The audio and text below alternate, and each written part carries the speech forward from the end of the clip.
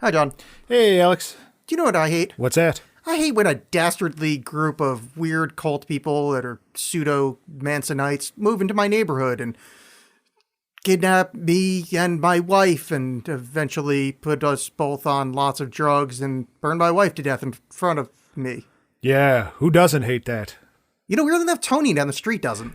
You know what he should do is watch Mandy. I love acid for the way it makes me move. I love acid. It's the sound you can't improve. I love acid. Get inside this nasty groove. I love acid. Acid. Acid. John? Hey. I don't know how to start talking about this movie. Yeah. That's how do. I could start. How? It rules. Okay. Well, John, let me refute that point with this one. This movie is fucking rad. Yeah, no, it's great. Yeah. I have, like I said, as I mentioned on the last episode, the director Panos Cosmatos, who is the son of the director of Cobra. Like starring Marion Cobretti? The very same. Nice. Well, Yeah, I thought he was an all the way foreign guy. No, just he just got a crazy ass foreign name.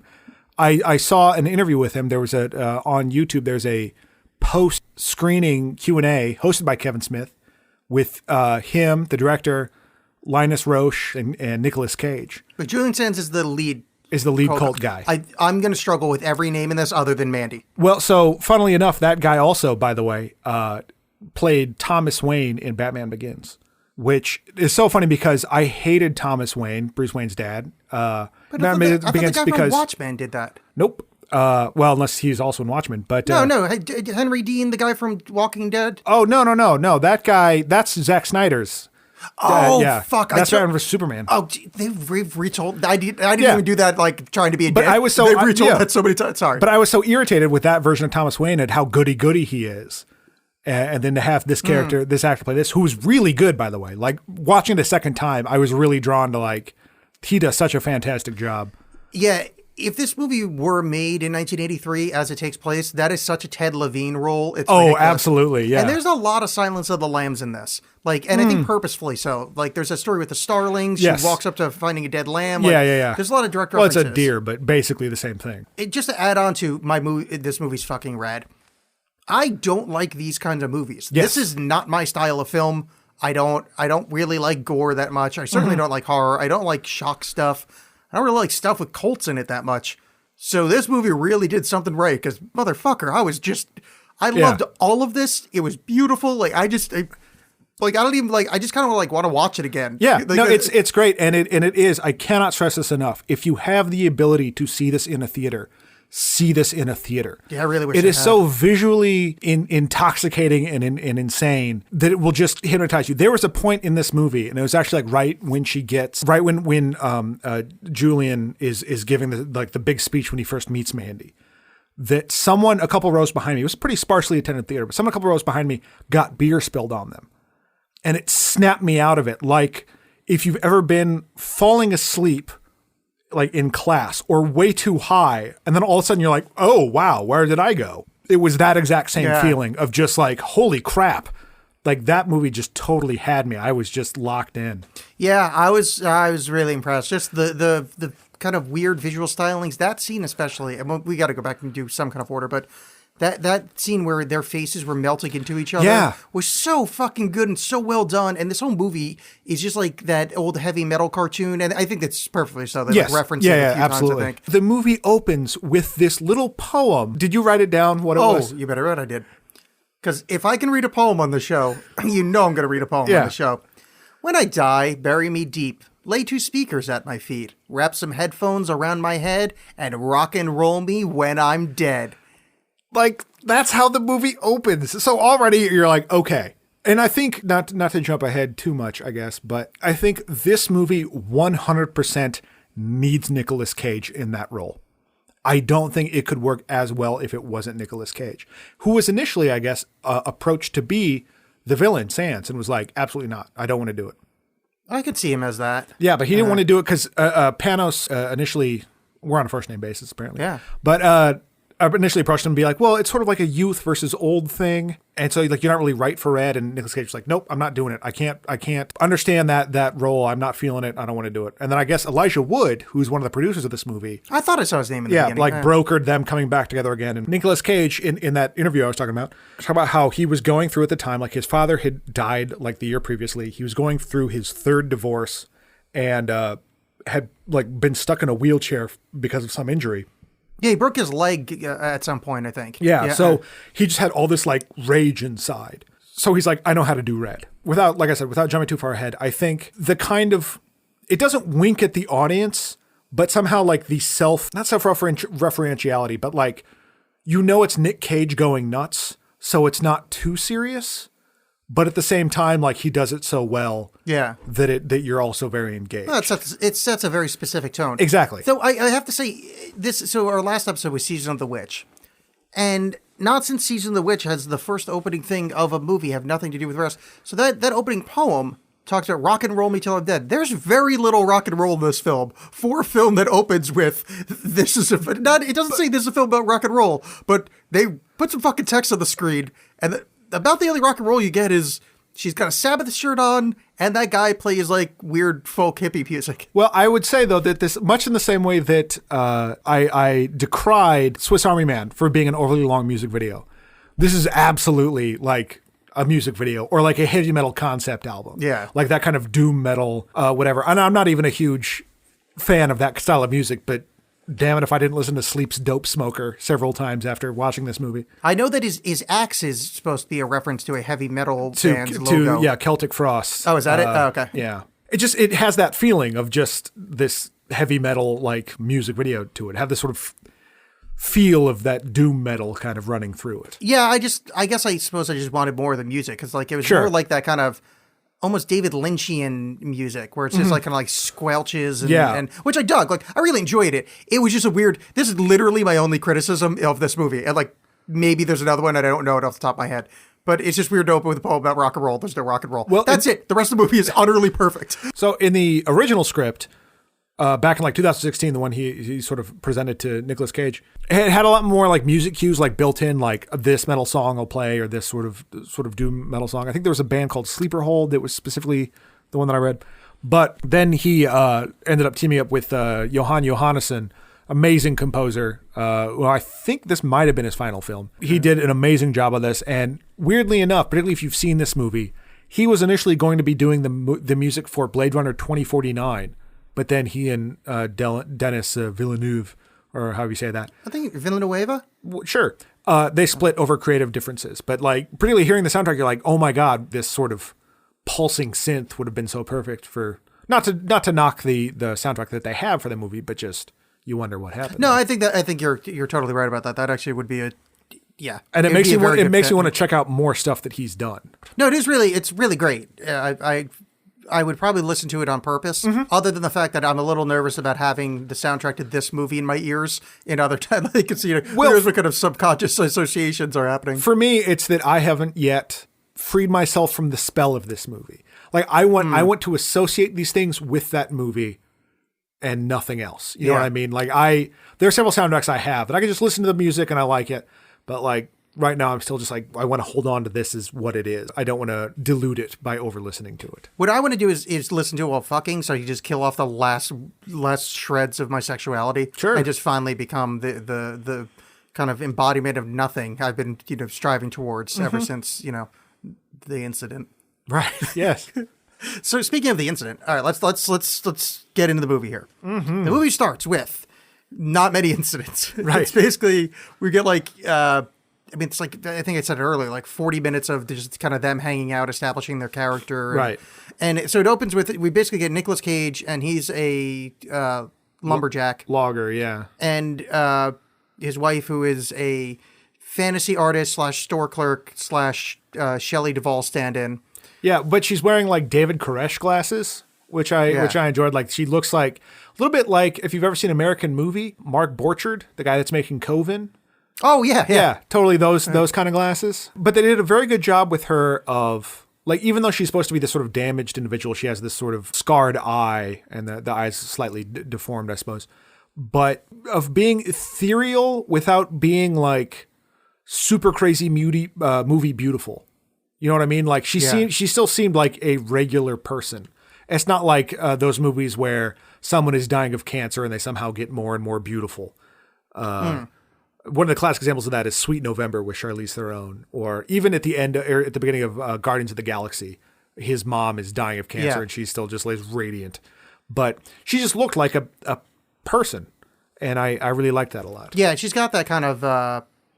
And I don't even think she looks like a person. She looks like an entity. Yeah, like she's still ethereal, but it's not this. Yeah, she's got that Tilda Swinton vibe about her. Sure. So yeah, they set up, and they set her up as being damaged. They set him up as there's reference to him being an alcoholic. Yeah, like he denies a beer when they're flying back. Like there's not a whole lot. You're filling in a lot of blanks, but I think they give you enough to like piece together what perhaps drew these people together.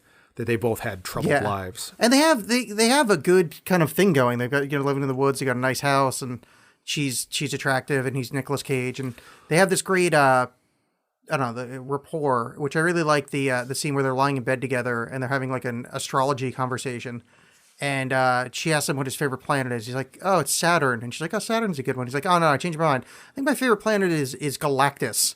Which is so incredibly charming on a level of just, my favorite planet is the Marvel supervillain, Galactus, the world devourer. And it did. I will say this movie did make me rethink Jupiter, because I have long been an opponent of Jupiter.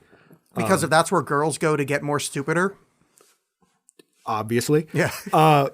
But just like, think about there's been a 1,000-year storm that's been brewing. I'm like, oh yeah, that's pretty cool. Yeah, it is I still think it should be. I mean, it's an enemy planet. The other interesting thing I thought about this scene was that the whole time, and this movie is just a visual feast. It doesn't feel like masturbatory. It doesn't feel, like he's doing these crazy effects and stuff like that. But it doesn't just feel like they're just there. And even when they are, I guess, because in this scene, the lighting is just changing constantly. It's this weird sort of neon light.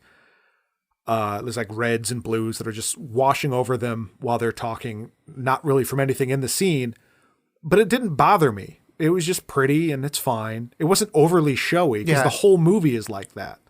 Yeah, that would be really distracting if the rest of the movie was shot like kind of in a normal fashion. Yeah. Like I always find the J.J. Abrams, this is well-trod territory, but the J.J. Abrams lens flare thing is always distracting to me because that's the only kind of visual trick he tends to rely on. So it jumps out at you. But this whole movie is this kind of LSD, like the Full Metal, the movie, or like a it reminded me of who's the guy that does Conan covers? Frittata? Frank Frazetta. Frazetta, yeah. Particularly Frittata later is a delicious food. I'll say this, interesting aside, the movie they're watching, and I love how rapt they are watching this. There's just a moment where they're just having dinner and watching this movie. It's this awful low budget movie called Night Beast. And it's funny you bring up J.J. Abrams because that was his first credit. Is that true? Was on that movie. Yeah. It's this awful crummy trauma movie. I just watched it.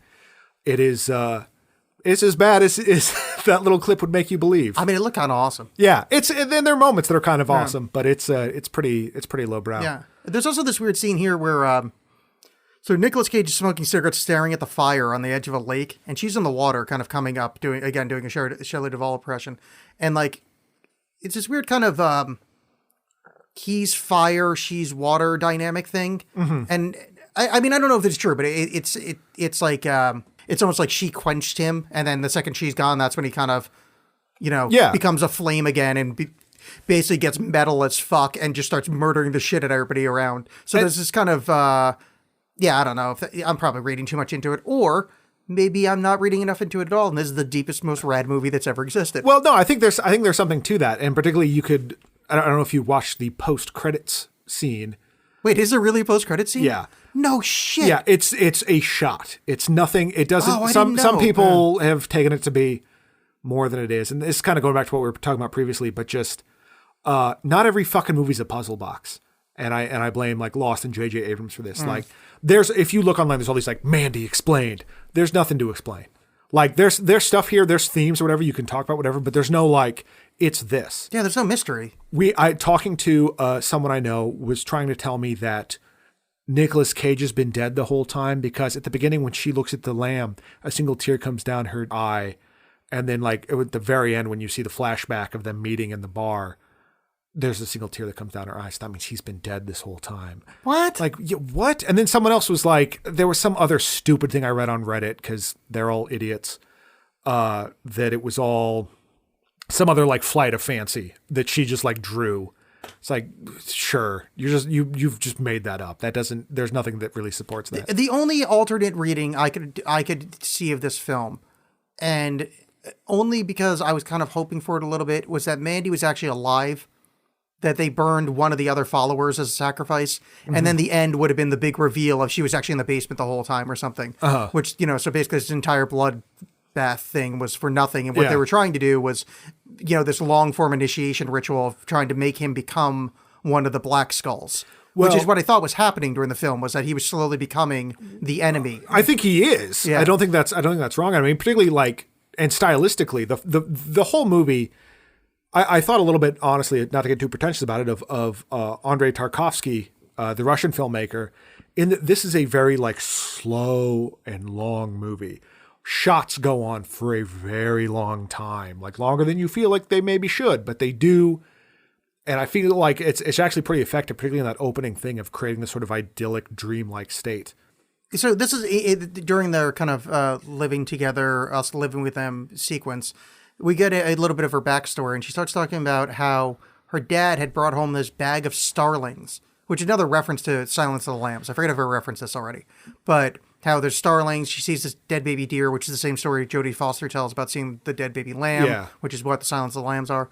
So her dad brings this bag of starlings, and then drops them on the ground, and her and her siblings have to kill each one with a mallet, and then she refuses to, which is a pretty fucked up background story, with the exception of, my read of this is that, where do you get a giant bag of starlings from? You capture them all. No, but there can't be that many starlings available in an area. You hate, well, didn't she I think in the story she talked about how he hated starlings. So he's a focused man. No, but I wouldn't even know where to find one starling.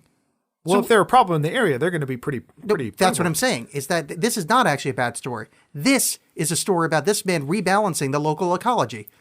That there's an ornithological disaster impending.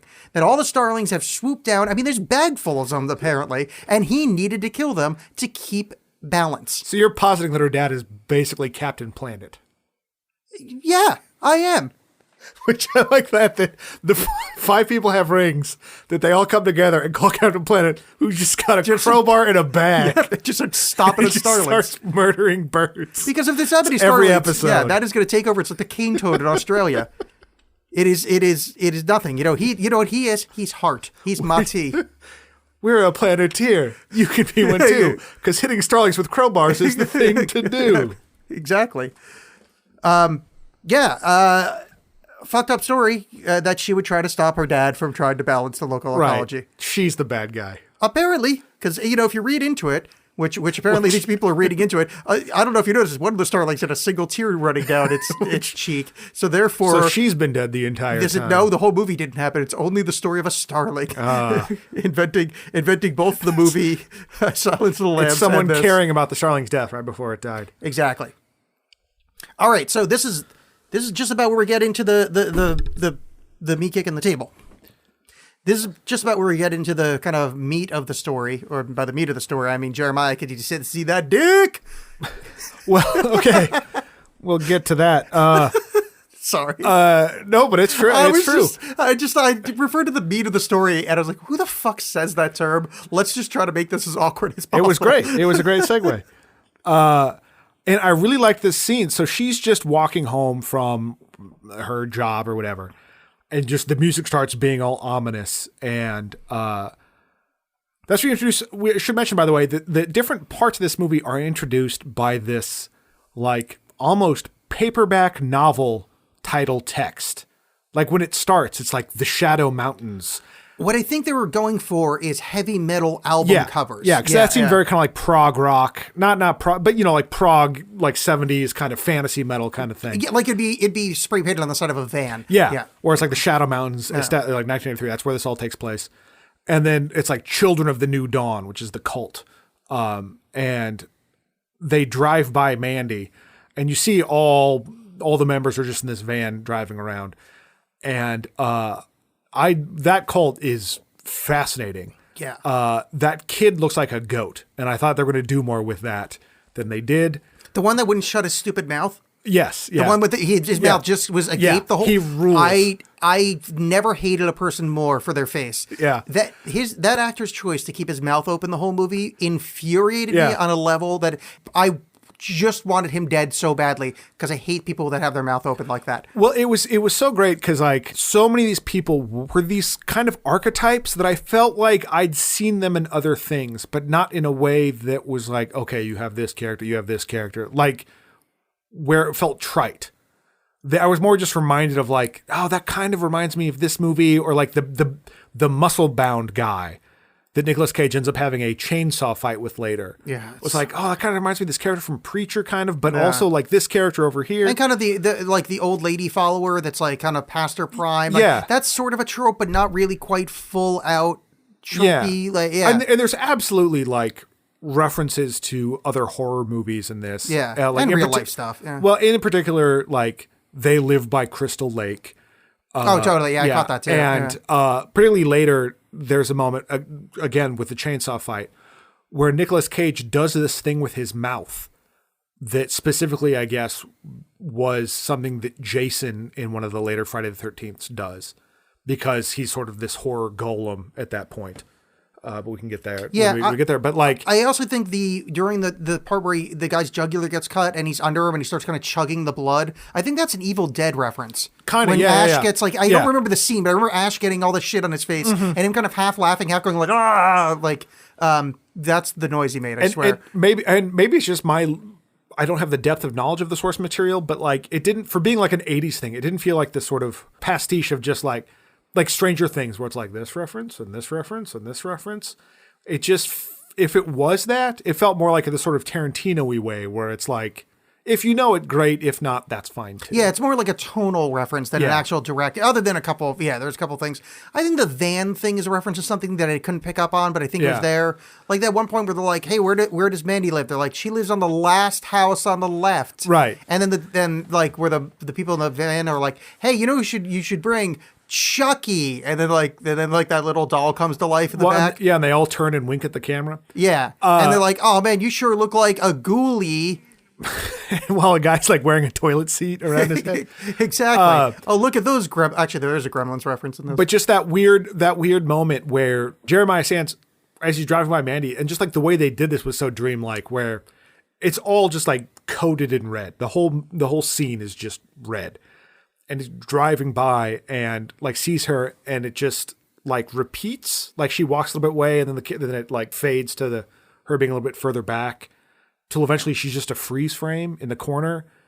And it's not even like the most like, here's her at her most beautiful. She's just this weird ghostly image in the side.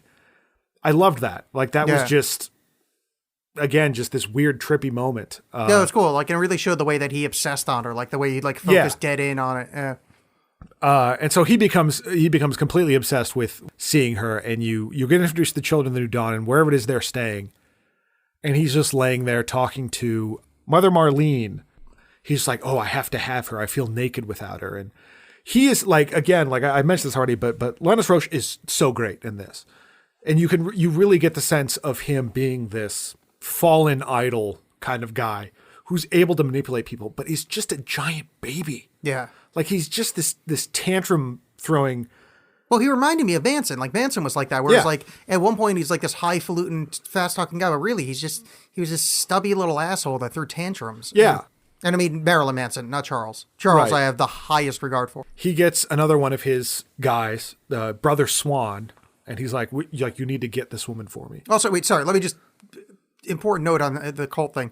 I love that no one in the cult is remotely attractive other than the little 13-year-old girl. Yeah. And I'm not getting creepy with her, but it's just, I thought that was a really good she's choice. A young girl, but yeah. It was a really good choice for them to not have attractive actors there. It's not like they're hideous, but it's like, that's the kind of cult he put together. Yeah. It was, because when Brother Swan shows up, it was just that kind of made it so real to me that he's not a chisel-faced guy that they like, gave bad hair for the role. Like, Right. he is a kind of character actor face. He's and just pockmarked weirdo. Yeah, it kind of made it real in Yeah. a kind of tangible way, because you're so used to seeing any kind of like villains on any movie. Really, they're easily could be a hero in the next movie. Right, yeah. That guy's never going to be Lantern Jaw McGet Girl. So he's like, I need you to go get this girl. I'm obsessed with her. Do you have the horn of Abraxas? Yes. Would you like me to explain? Well, first, I will say that I like when he's like, yes, I do. And she's like, and this happens with one other item where when they show it, it's just like flashing green light on it. Yeah. Like, just like, this was a nightmare. This is a nightmare. And I can't help but think of and I've only seen it through Riff Tracks, the Jesse Ventura movie, Abraxas. Yeah. Which I can only, like, I just kept thinking about that in the movie. Like, as much as I was engaged with this movie the whole time, just like, we have to get Abraxas. Even though that's his character's name. But Abraxas is an actual demon name. It's got a chicken head and weird I think it's got tentacle legs. it's like snake legs. Yeah. I was reading a little something that the Gnostics. Yeah, totally. Yeah, it's a Gnostic deity demon thing, and it's a really weird choice. Other than I forgot that in the 80s that was a popular thing. I forgot Ventura had it, and by offering to explain things, went away because I went, oh yeah, I forgot that was actually like a thing back in the day that like people were aware of it, because it's really obscure in the Obscurica community, but I forgot like for a minute Abraxas got really popular. But Abraxas was like, it wasn't any of that. It was just like, this sounds sci-fi as hell. Oh no, totally. But at least the name was it. Yeah. But I think like, and there's again with people looking at this movie, I think there are people that are like, well, Jeremiah Sands was actually like possessed by Abraxas because he's this trickster demon.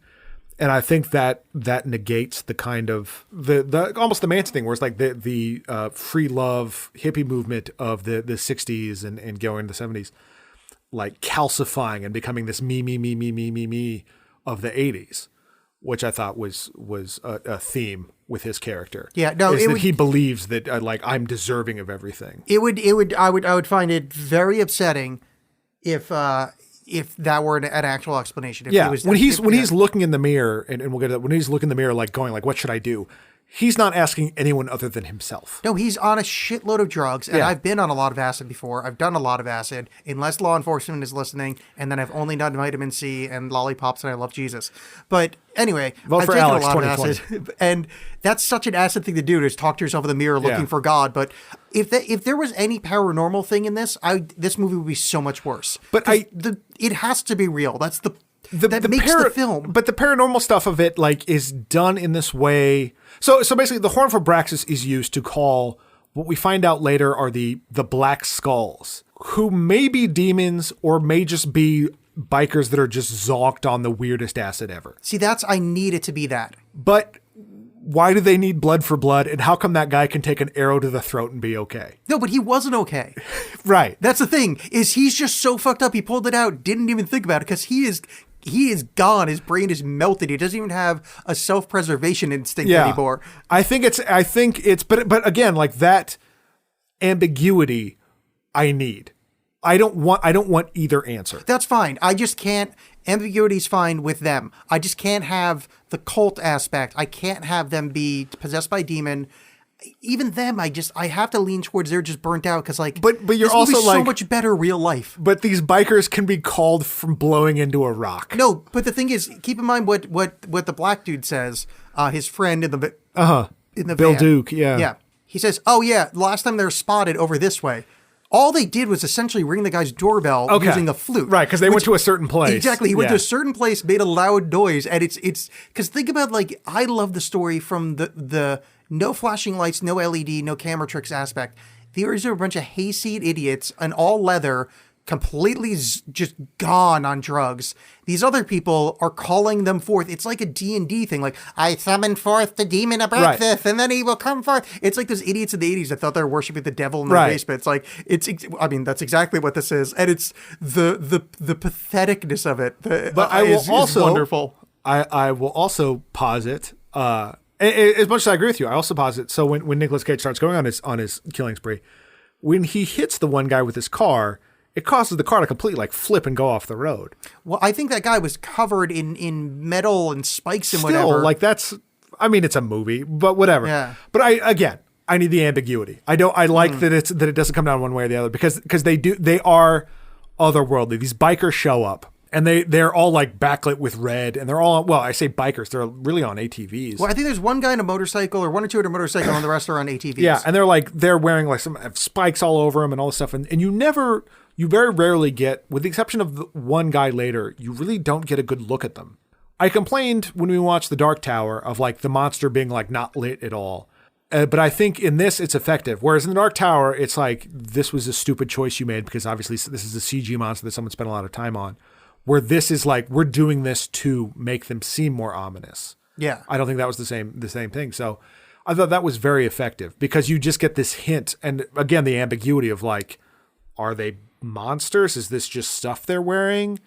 They say to the cult, they're like, hey, all right, cool. The cult guy, which by the way, back up a second.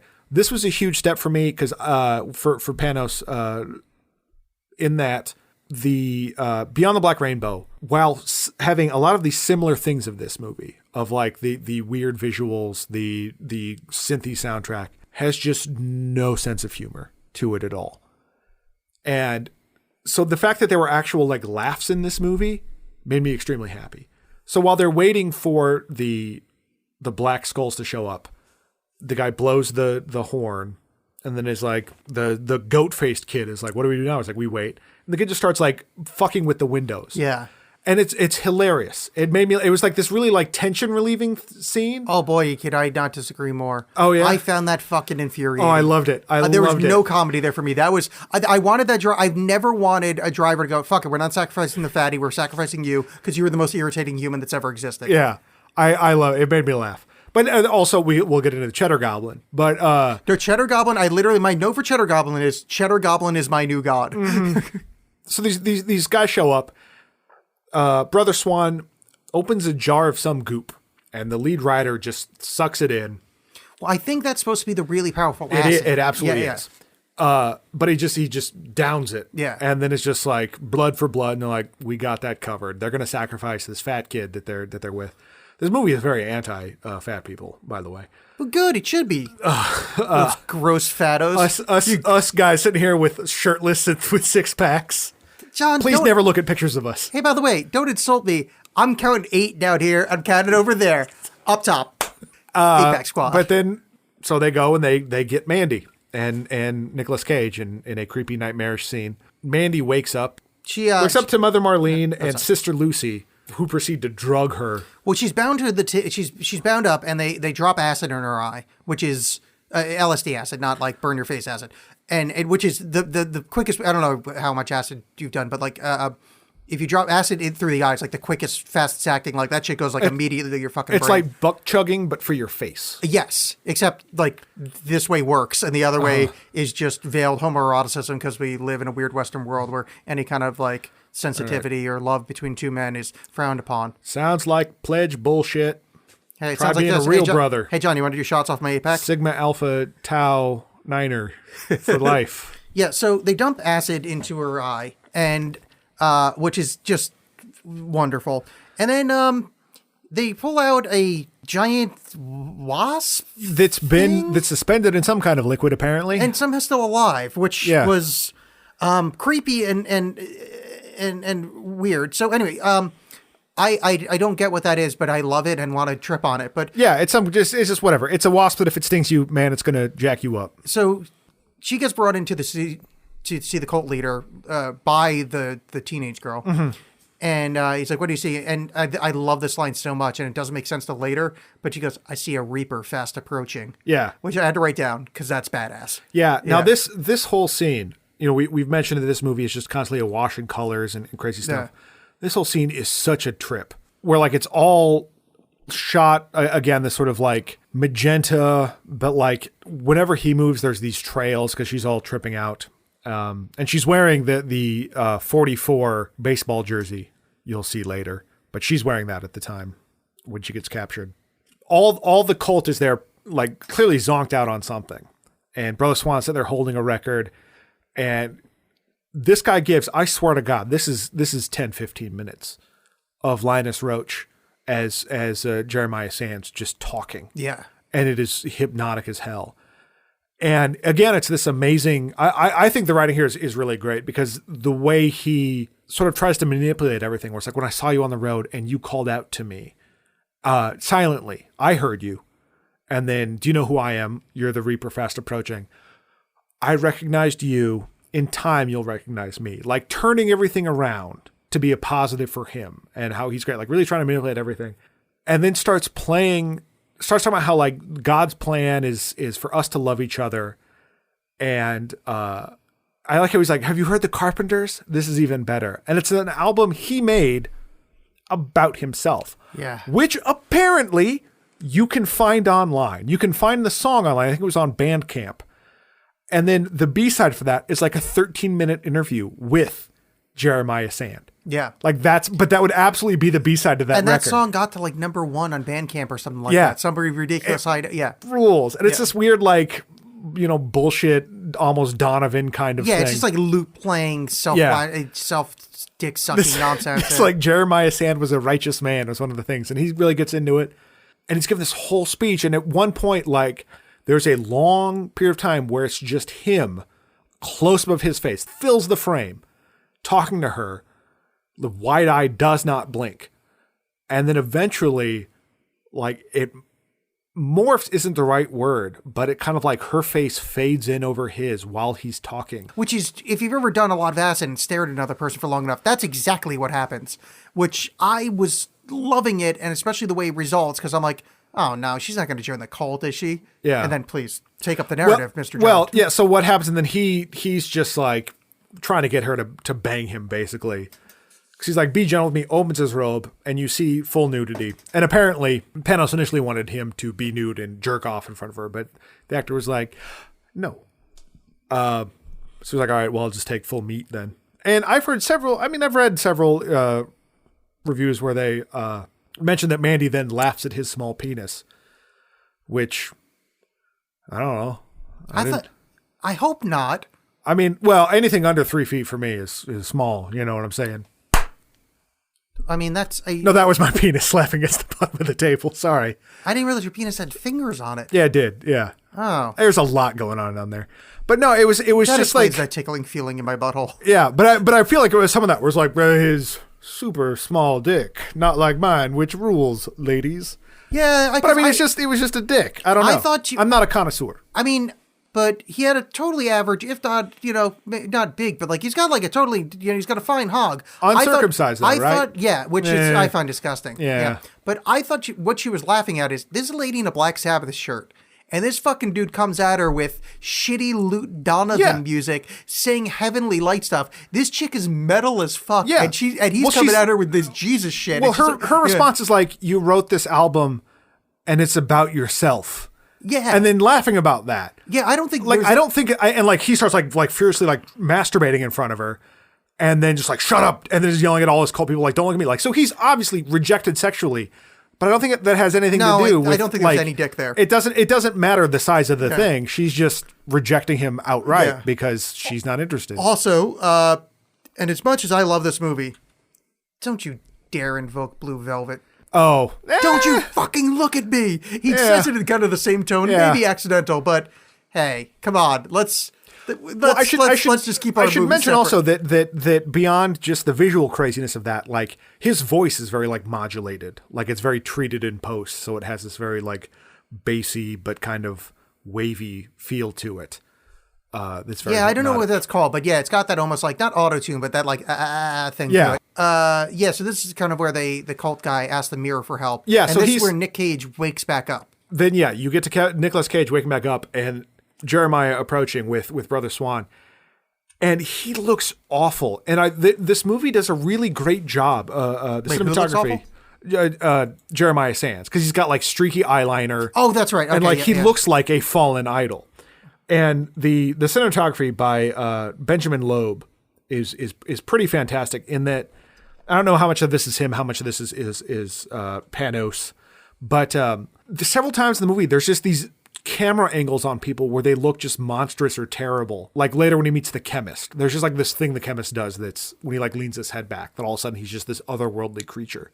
and the camera is just from this weird low angle. Yeah. It's the same thing where it's like, it's this unflattering low angle where you can see his like Jeremiah's double chin and whatever. Like he's got the streaky eyeliner and he's still being this imposing figure, but you see a little bit of that, that vulnerability that he's trying to cover up.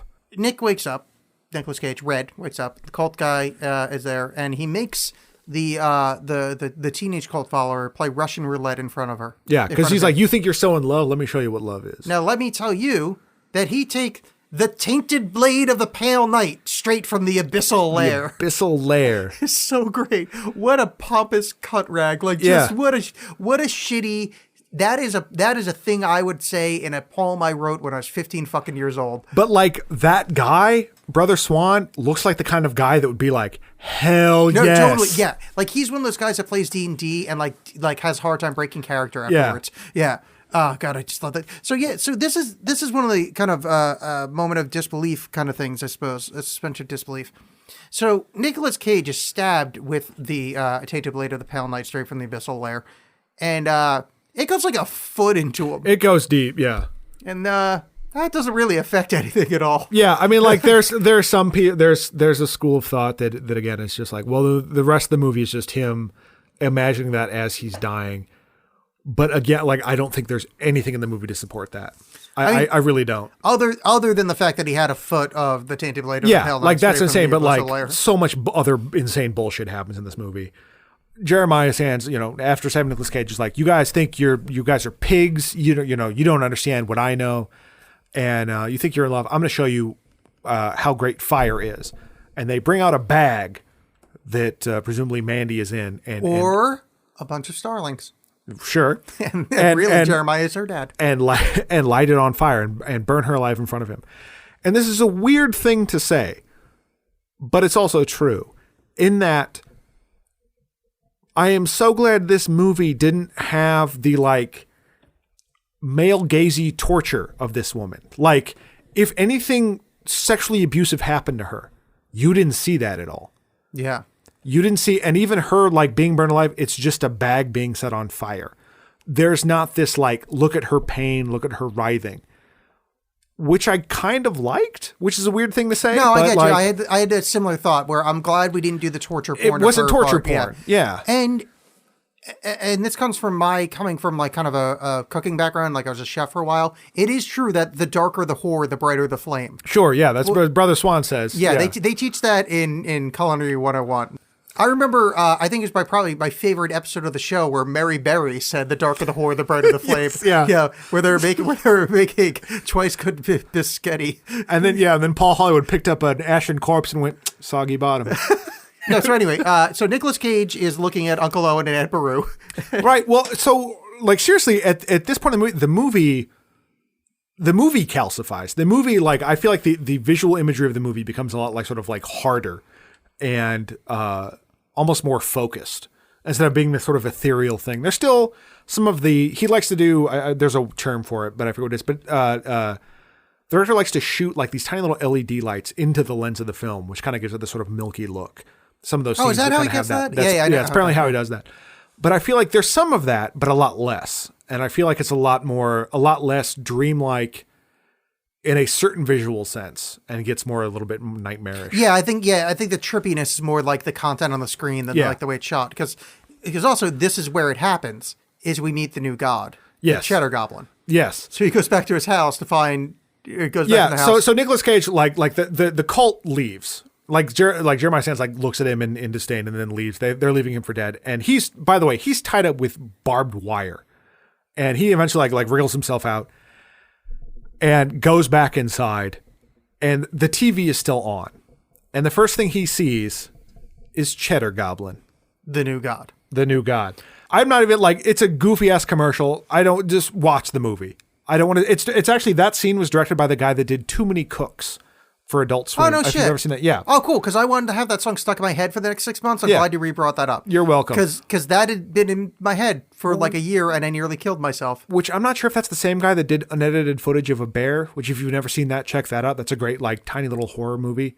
And it's bizarre that it was on Adult Swim. But it's also, it was this great thing where it was this funny moment And as I mentioned, like this movie actually has some levity, but at the same time, it is this sort of damning, the worst thing happened to you and life just does not care. You know what I mean? Like, oh, totally. Yeah. Yeah. You come in and it's like a hand puppet vomiting mac and cheese on Yeah. children's head Yeah. in a delightful way. oh no, but just that, like that, like what was still funny, but also just like, oh God, like what just happened to you cosmically doesn't matter. Yeah. Which was sort of hurt. And then it cuts to, this is where the first like, animation sequence happens, which Yes. I really dug how they like kind of. They're all his dreams. Yeah, where they brought that in later, and he wakes up from that, and this is my exact line. And one of the downsides of doing this show, I wish I could have tweeted this out. And I quote, Nicolas Cage standing pantless in a tiger shirt with tidy whities chugging vodka while grunting in pain is all of us. This honestly, this scene is amazing. Yeah. Like this scene is like Nicolas Cage is a great actor. And we talked about this in whatever you call it, Bad Lieutenant. But like this is legitimately a great scene. It's all one shot in the bathroom. He wakes up and he just like immediately like goes to the bathroom, digs out this hidden bottle of vodka he has, and just chugs it. Pours it on his wounds and chugs it, and is screaming and freaking out. And the camera work here I really like, because the camera like kind of gets close and then backs away. Yeah, the camera's tentative. I don't think you've ever seen that before. It's weird, but it's just like you like something's going on, and it's all just one take. Yeah. And I don't know how many takes they did of this, but it is just it's what you want to see from Nicolas Cage, but in a way that you don't want to see it. You know what I mean? You're just like, no, be crazy and weird, but it feels too real. Yeah. You know? Because again, it's often forgettable that he's a really good actor. Yeah.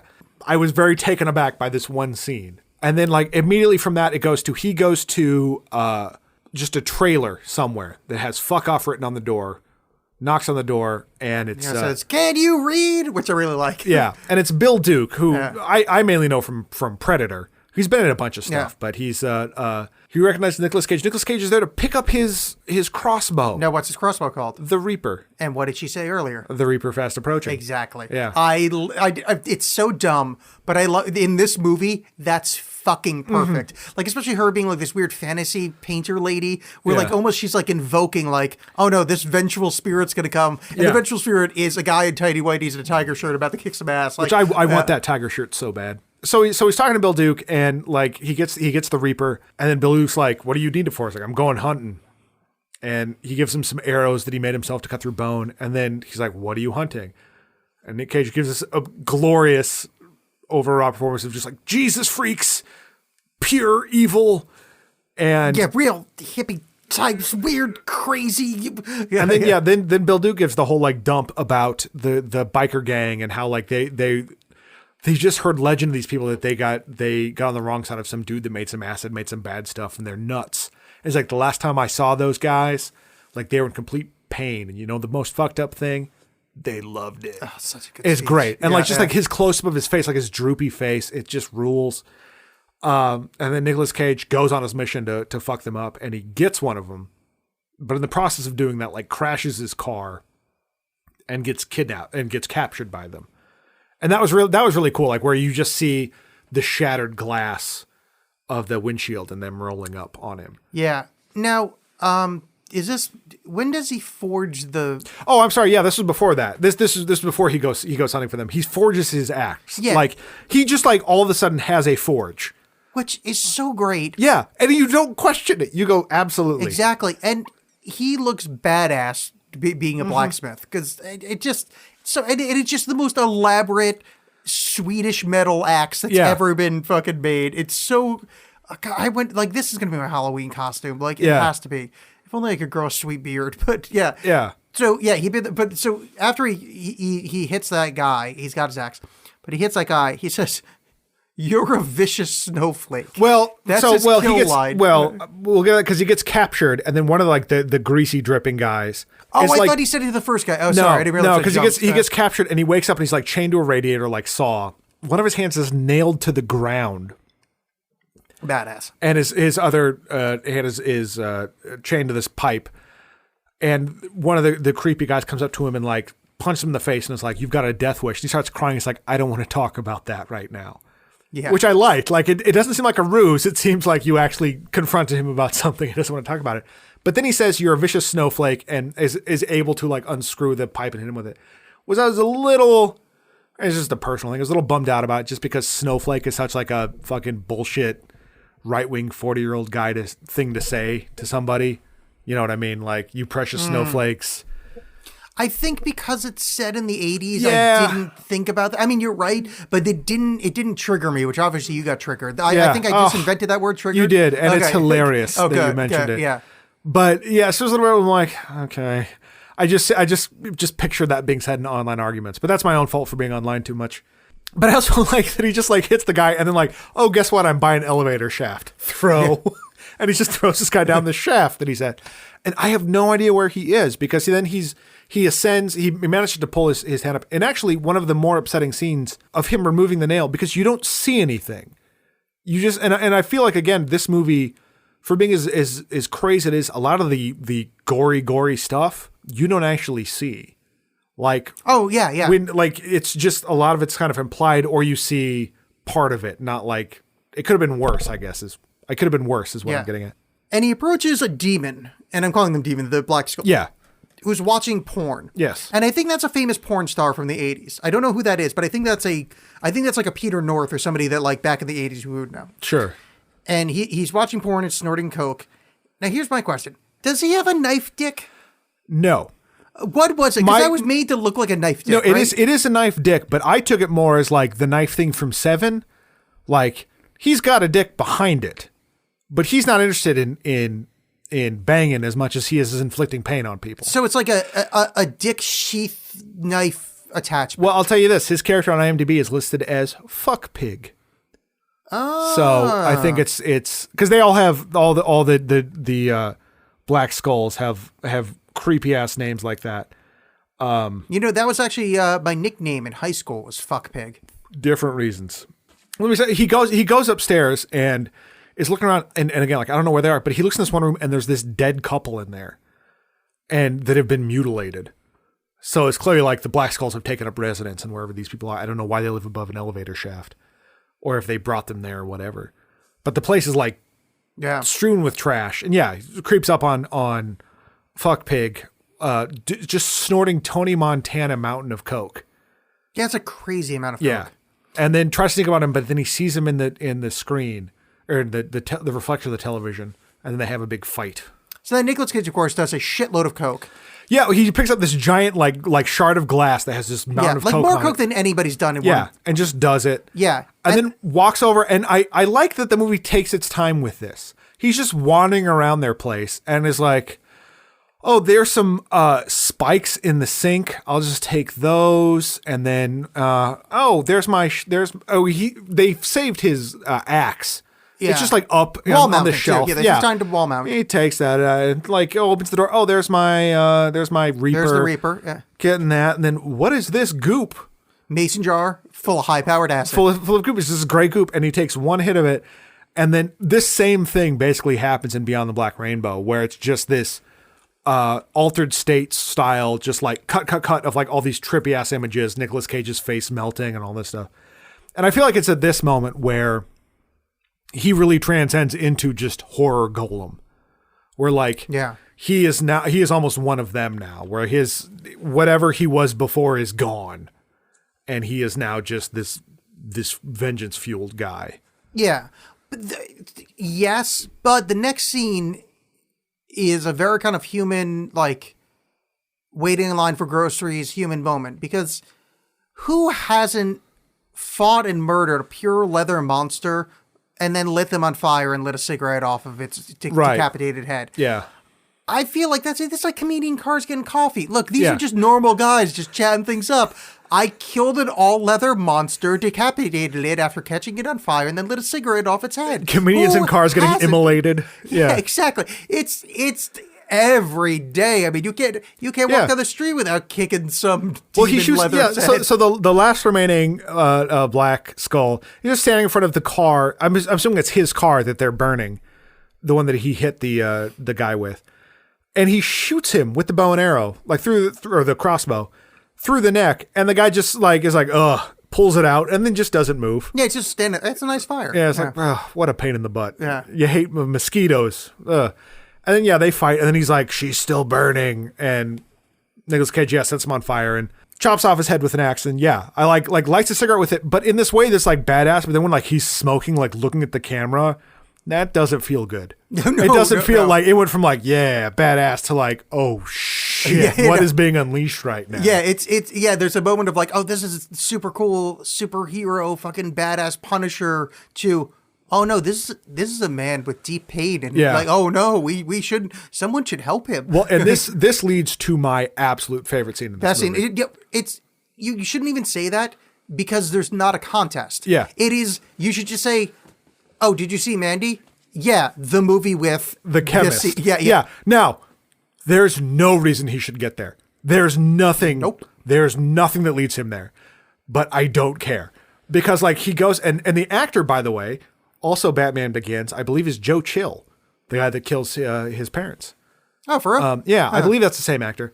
But he walks in and it's this trippy scene. It's this guy making it's the chemist who they referenced earlier, I believe. Because he's the one that makes the goop and whatever.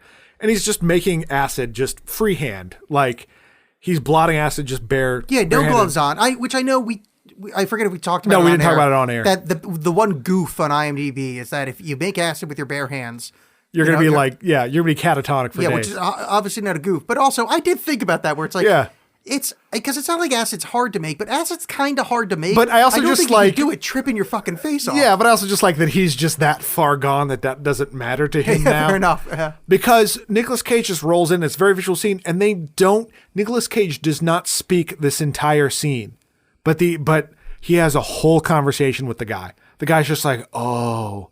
Like there's a tiger in a cage. Yeah, I was about to say, how did you skip past the tiger? Yeah, he's like, that's Lizzie. When she's cool, I know it's good. Oh, you're right. And then opens the cage and lets the tiger out. And there's this weird, Frank Frazetta image of the tiger. This tiger just leaves. Yeah. This tiger just growling at this Frank Frazetta background. Yeah, and that guy, when he looks at him, is like, oh, they did bad. Do you remember the line? He's like, oh, they like. It's like they did you bad. They did you wrong. He's like, yeah. Why they gotta be like that? Yeah. And then he does this thing, but before he does this thing where he just like leans back and goes, oh. And his face is just horrifying when he does that. It's just the angle of the shot is just so weird, but it's just it rules. I have nothing else to say, but it rules so hard. No need to say it. We're referring to a telepathic acid maker with a tiger in a cage with Nicolas Cage on a blood-fueled rampage smoking a cigarette that he lit off a decapitated head that was lit on fire. This is the greatest thing that's ever happened in cinema. Yeah. Citizen Kane can fucking blow this movie because this is the greatest shit in the history of cinema. Yeah, I've never this is fucking Six String Samurai badass where it's like, oh no, well let's just have a guy that dresses Buddy Holly kill fucking communists with a samurai sword. Like, and I think that's like I was saying, like with the Tarkovsky reference or whatever. Like this is a movie that takes its time, that is, like I said, that is slow and hypnotic, but pays off. To me, like this kind of stuff gives more weight to this being awesome and crazy than if it was just like boom, boom, boom, boom, boom, and now this awesome scene, and now this. Yeah. Where it's like taking its time, it gives these things more weight and makes them feel like bigger. Well, it was paced, I was thinking about this while watching, it was paced like a movie from the early 80s or late 70s, where, maybe not late 70s, it's not that slow paced, where it was, like the horror movies of that time really did take its, like Last House on the Left or something, where it does take its time, and that makes the kind of the glory shot like so much better. Right, yeah, there's plenty of horror movies where like everything builds like the last half hour and then it all but I like, even then, like, I don't know that I'd call this horror. No, but I mean, it's paced in that way.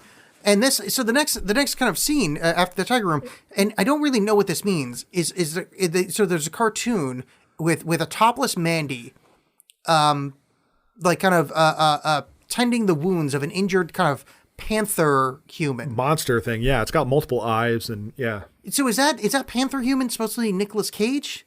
I don't think so, because she pulls out some green thing, and then that's a thing that I just took like much in the same way of them laying in bed and being awash in this different light of just like, oh, that's visually pretty cool. Because they're all just dreams that he has. But that one seems like it should be like a reference to something. And since he's got a tiger shirt and there was just a tiger there, why would there be a panther? Yeah, I don't think that's supposed to be him. Like, I don't know. No, again, I don't think so either. I just took it as like, wouldn't this be cool? I don't know. I guess so. It was such a specific image. And I think it's the reason that does it is that it's Mandy there, or the cartoon Mandy, that makes me think this was supposed to be a reference. Also, sorry, in that the note, this movie being kind of pro woman in a certain way. Shocking, we didn't see Mandy's tits, and I'm not saying that like in a I want to see her naked. Yeah. This movie is the exact kind of movie there should be a gratuitous topless shot, but there wasn't. She was in the water at one point, didn't do it. Like at no point did they it wasn't gratuitous. Like the same as like when they burn her part, they didn't do the let's torture women thing. Right, like, the grindhousey. like this was titillation. I don't want to say respectful to women, but like it showed as much respect to women as it did the men in the film, where it's just they're part of it, which is kind of shocking for. I mean, I shouldn't say shocking because it is a movie made of 2018, but like. It would have been shocking in a movie in 1983. Yeah, I like a lot of his dream sequences because the first couple you've seen is more like Mandy in trouble. Like it's like Mandy, like she turns and her face like is a skull and her face starts dripping off, or like she's underwater and something. So this is the first time that like you see in the animated world where you see her with any kind of like power. Yeah. What that means, I don't know. I have not sussed that out yet, other than just going like, well, there's a cool visual. Yeah, or maybe as he's taking revenge, she gains more power in his mind like in his, because revenge doesn't actually do anything. Like maybe in a if you've ever seen a Park Chan-wook movie like Old Boy or Sympathy for Mr. Vengeance, totally. Yeah, none of that. Like that just vengeance is bad. Now he's going after the children in the New Dawn. So Black Skull's dispatched, and those tire popping things that he got from the sink of that house pay off, and the van with all the van members go by. It is Brother Swan. Brother Swan, thank you. Yeah. Which here's the thing I kind of like because normally I would probably be upset by this. You've dispatched the otherworldly stuff first. You know what I mean? Like in terms of like video game logic, it's like you went after the hard crazy bosses first, and now you're just after people. I had that thought too, but that doesn't bother me at all. Because obviously like with the one guy, there's a whole thing, but because it couldn't work the other way. I've had that thought too, but it's like you need to have Jeremiah be the last guy killed. Absolutely. So you have to go after the demon weirdos first. Mm-hmm. Yeah, and also, but if you think about it like logistically, and I've thought about killing people a lot. Yeah, no, I mean a lot. I see the list on your wall. Oh my god, a lot. Oh, every day. I'll stop doing this. But you probably would want to kill the hardest people first. Yeah. Because you don't want to get tired out and then go, oh, cool, now I have to face the hardest boss. Well, I've often thought about it, like playing Mega Man. Like, why doesn't Dr. Wily just send out, like, his big thing to kill him first? Yeah. You don't need 8 fun worlds. Just all get him at once. But Mandy, so they get Brother Swan, and I like it because Brother Swan is really unapologetic. You know, he's just like, oh, you know, she burned twice as bright. You know, she was great. And I just like how he gives the old thing of like, hey, better to burn out than to fade away. And before he finishes saying that, Nicolas Cage just like stabs him in the mouth. He shoves the axe handle, the sharpened axe handle into his mouth, which I'm so glad for that, but not nearly as glad as the next death. Oh, and at that point, he lets the little girl go, right? Yeah, he lets Sister June, I believe is her name, go. The next scene, I've never had a catharsis like that, like just I feel better about the world. Because the slack-jawed blonde guy is cleaning a car. Well, to a weird soundtrack. Yeah. And then you just hear from the side of the frame, and just the axe sticks into his head, and he falls to the ground dead. And there's never been anything better because that slack-jawed piece of shit needed to die. Yeah. And I'm saying him as an actor. If he actually walks around with his mouth like that, he should have an axe through his head. Possibly. I hope not. But oh god, but I like beautiful. that idea of him having headshots of like him as different characters, all just with that slack-jawed. Like, here's me as a professional. I just kept thinking of fucking Cletus the slack-jawed yokel. No, he's great. Like he's like if Beavis were a real guy. But yeah, so yeah, he kills that guy, and then Nicolas Cage goes to the one muscle-bound cult. I was going to say, if there's a second to the king, if there's someone that could usurp the crown of the greatest scene in the history of mankind, it's Nicolas Cage versus the big muscly guy in a fucking chainsaw fight. Well, that guy, so when they're burning Mandy, back when they're burning Mandy, like there's just like slow close-ups of everybody in the cult, and Brother Swan is like, yeah, and the slack-jawed kid is like pretending to shoot her, which I thought was just like stupid but great. No, it was beautiful. But that dude, the muscle-bound dude, is like licking his teeth in this like that's right. super creepy. I forget what they call his name, Chop Top or something from Texas Chainsaw Massacre 2, which is also where this chainsaw fight comes from. Like licking his teeth kind of thing. Yeah. Where it's just like, it's cartoonish, but also terrifying. So they have this, he's going to go get him with the chainsaw. He pulls up a chainsaw, starts like trying to rev it, and it's not revving. And then the guy sees him and is like, all right, pulls out this big, long chainsaw. Which, again, like I said, Texas Chainsaw Massacre 2, Dennis Hopper has this huge, long chainsaw fighting against Leatherface, which has a regular-ass chainsaw. But while Nicolas Cage just can't get it started. And at one point, yeah, he does this weird jaw thing. Like I said, that's something that Jason does in one of the movies. Which is like a very specific thing that Panos Cosmatos was like, you need to do that. And was very happy that made it in the final film. Oh yeah, I don't know. He has a mask on, so I find it weird that there's a jaw motion. But there might be in this movie yeah. his mask was off. But it's also just that like you would have to be like a huge horror nerd to be like, of course, yeah, it's this. Now, speaking of nerds, this is the third movie that Nicolas Cage killed somebody with a chain. Because that's right. Ghost Rider. Yeah. Ghost Rider Spirit of Vengeance. Watch out, Ghost. I'll ride you. Yeah. Or I don't, that might be the same movie, but I was curious. Was that a reference? Not really. I mean, maybe if you want to, because you know grab that's it, Nicolas Cage. Yeah. And he kills somebody with a chain. Does it? I mean, I've seen one of the Ghost Riders. I think I've seen the second. But Ghost Rider's Rider. like main thing is a flaming chain. Like that's like his main move. Yeah, I don't know. I don't remember the movie. I saw the second one, but I don't know the movie. Like the fucking, I've read the comic book. By the way, here's the thing: don't watch the second Ghost Rider movie. Just get the DVD, Blu-ray, whatever, and watch the special features of Nicolas Cage acting wearing the makeup that they used to like track Ghost Rider or whatever. It makes the movie 100 times better. If they just released it with like just that. I've heard interviews about him talking about how to try to find new weird faces to make. But yeah, this movie's great, and frankly, that movie is great. It isn't. No. But it's great in a, this happened way. Right.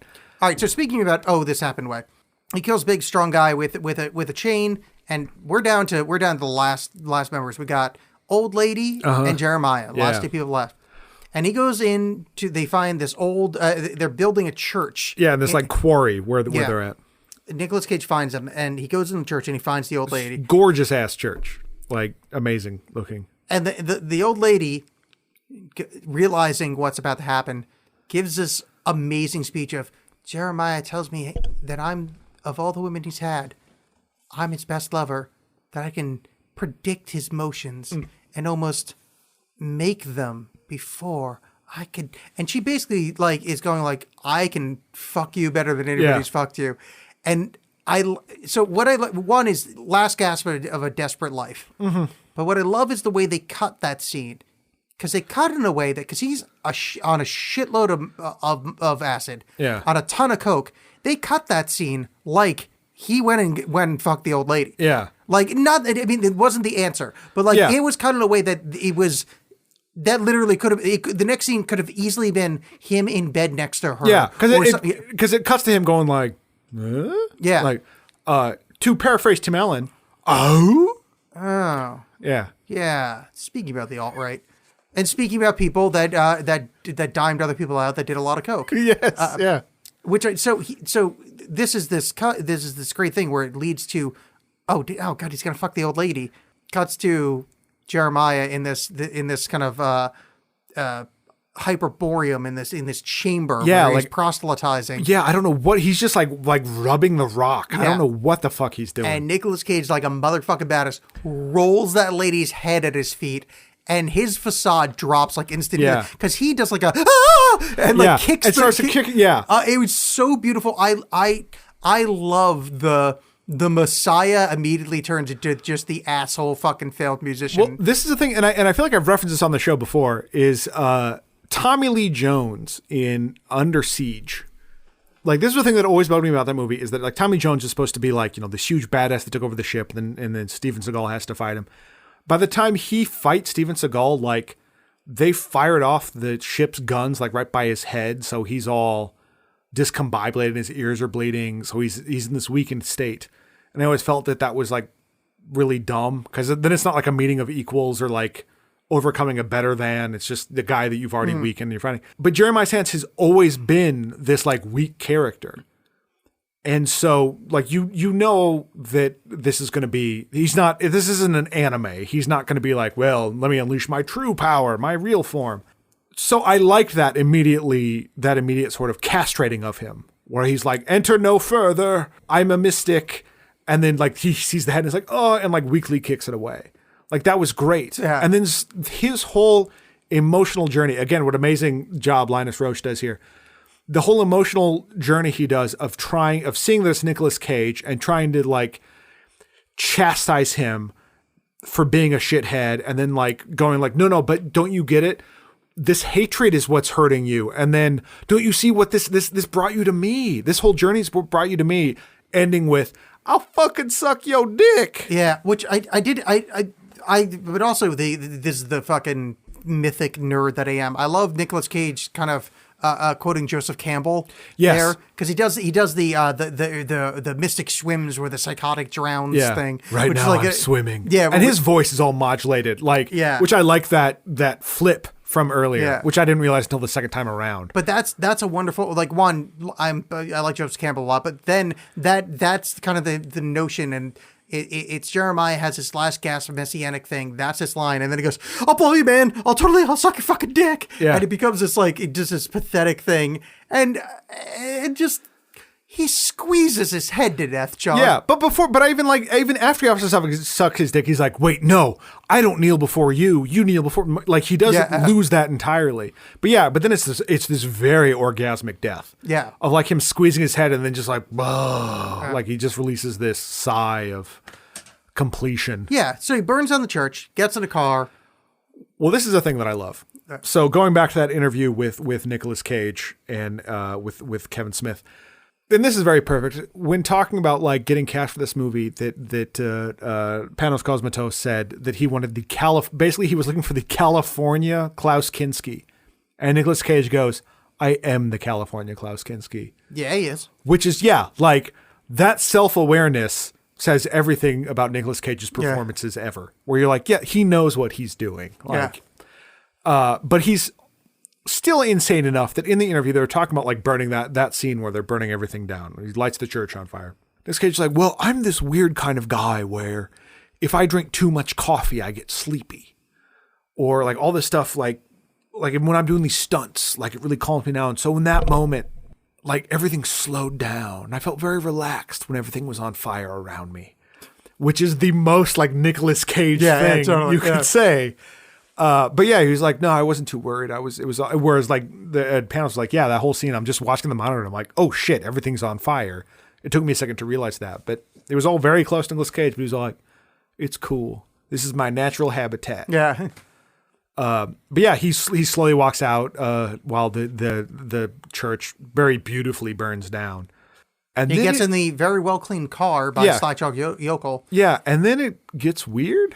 Well, yeah, so he gets in the car, driving away, and then he sees Mandy in the passenger seat and starts making these...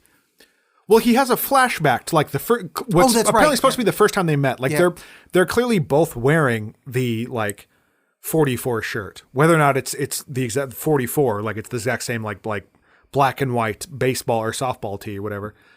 She like has the single tear running down her face because they're in a bar or something. And then it cuts to him wearing the shirt, like looking at her in the car, but then she's in the car he's in now, and it cuts back to him, and he is all just covered in blood and as insane as he is now. Yeah, big smile on his face, staring at Mandy, and they one dead, one completely insane, drive off into the sunset-esque. Yeah, and then the camera pans up, and you see that the horizon is like fantasy now. It's like a Frank Frazetta painting where there's two moons. And the movie ends in silence, which I like a lot. Like the goes to complete silence for the trailers. And I don't know what to make of that exactly. I took that as to like that he's gone. He is now this horror golem. Like that he is removed from reality. That he exists in this world now. Oh, see, I took it as he went back. He's now one with Mandy. Yeah, because those fantasy scapes represent Mandy, right? So he's gone so nuts that now he's with his dead girlfriend. Like his brain is in this world of, I've done all I can for her. Now I'm Nuttyville. She's now alive again because I've avenged her. Well, yeah, I think like I'm basically saying the same thing in terms of just that, like he has, but he's so like he can't go back to life now. It's almost like Nicolas Cage at the end of, I don't know if you ever saw 8mm. Yeah. At the end of 8mm, where like he's like raking the lawn, his wife waves at him, and he's just like, "I'm broken." Where it's that like where he's so like he's because of this acid and this crazy trip that he's almost now the Black Skull. Well, okay, a little different though, but I think that predates the movie. That's what I was saying before about that he's the fire that Mandy was kind of quelching. That he was always that way. He was always this insane. That's why he had the Reaper thing. Right. His friend had to have. So it's not that he's irrecoverable. It's just that he went back to the way he was before he met Mandy. Yeah. But also with Mandy kind of psychically being by his side, or psychotically, or whatever wordplay. Well, just one wants to because he use, took the goop, I just assumed that it's for the worst. Well, I mean, yeah, it's for the worst either way. I mean, there's nothing good. It's not here. great. But however, so yeah, that's the end of the movie. But before we get to our wrap up, But what is the after credit? The after credit scene is just a shot, and you hear like birds chirping, whatever. It's just a shot of her drawings, and on one side of the page is like warrior princesses kind of things, like these sketches, and on the other side is Nicolas Cage. At the bottom of the frame is like Nicolas Cage wearing the 44 shirt, turning over his shoulder. You see his back, and he's turning over his shoulder, and above him is the tiger with like the moon in the background, almost like you saw earlier. Oh, yeah. So I don't know if you're supposed to. So some of you are like this whole thing's just in her head, and it's like the book she was reading or something. I don't buy that, but I think it's just something that she recognized in him. Is what I took it as. Yeah, I think this movie is most effective as this is what happened. Maybe she saw something in him. Because again, a kind of dark-haired woman into weird shit with a scar under her eye, in any kind of like fairy tale setting, that's somebody with another sight. That's somebody with a sight. So like her seeing something in him, I'm totally fine with. Even when he meets the actual tiger, how they're like, when she's calm, I know it's good. Yeah. And then when he's not calm, it's not good. I mean, it's simplistic as that to me. Because that's him. Like everything's good, but then shit gets weird. He's your guy. Yeah. Well, all right. So that's Mandy, and I think we're on agreement. But we did not do it justice at all. Like we didn't go see this movie. Oh no, of course not. That's what I was going to say. The plot is thin as shit. Yeah. Go see this movie. It's visually just insane. This is the most holy shit you need to see this movie that we've ever done. Mm-hmm. And I'm saying that beyond Fifth Element. Like this is. Yeah, everything is beyond Fifth Element. No, that's because you're terrible at knowing things. This movie is fucking badass and you need to watch it. Yes. Unlike the Fifth Element. Hey John, sometimes you can like really think about like a really cool segue to do a thing like later in the show? Nope. Well, in that case, we should probably conjure one to talk about what our next movie is going to be. That's right. We're watching The Conjuring. No, you are watching The Conjuring. I am leaving the show. Dude, fuck you. That was the greatest thing that's ever happened on the show. That segue was the Mandy of segues. Yes. So yeah, it is the 2000- And then some people like it, some people don't, and I don't. Yeah, I'm not sure about the some people like it after what I just said. The Conjuring 2013 is what we're watching. It is a movie that keeps showing up on lists of movies that people like that are horror movies. John and I have both not seen it. There's a whole Conjure verse, because there's this one, there's the Conjuring 2, which I believe is the sequel, and Annabelle, which I believe is related. So this is our dipping our toes into the Conjure pool, which is a word. Yeah, I'm excited. Sure. Yeah. Yeah. It's going to be a terrifying good time. Yeah, it'd be fine. I mean, fucking creepy dolls. Who doesn't like those? It's rated in the top 150 horror movies of all time, and there's been like thousands of those. So sure, fun. Yeah, I'm into it. And maybe I'll bring like a creepy doll into the studio and have it, look at John the whole time. I'm excited to see a creepy doll that is not a ventriloquist dummy and is not trying to fight Batman. What about a delightful redheaded scamp doll that eventually marries that chick with big boobs that married the poker player? Chucky rules. Actually, that would be awesome to watch those, because they go off the rails. They're all written by the same guy, by the way. Yes. However, boy, would that be a rough thing to pick up on like late. Yeah, I just watched. I've only seen the first one, and then I watched Bride of Chucky, which is the first one with Jennifer Tilly. That's the one. Yeah, I've seen that. Oh, it's fun. Like it's one of those again where it's like it's dumb enough, but it's still fun. Like it's not too winky at the audience. It's just enough. All right. Well, next Halloween. Next Halloween. So keep listening until next Halloween. Yes. Don't stop, because we're gonna drop hints about this. I'm sure.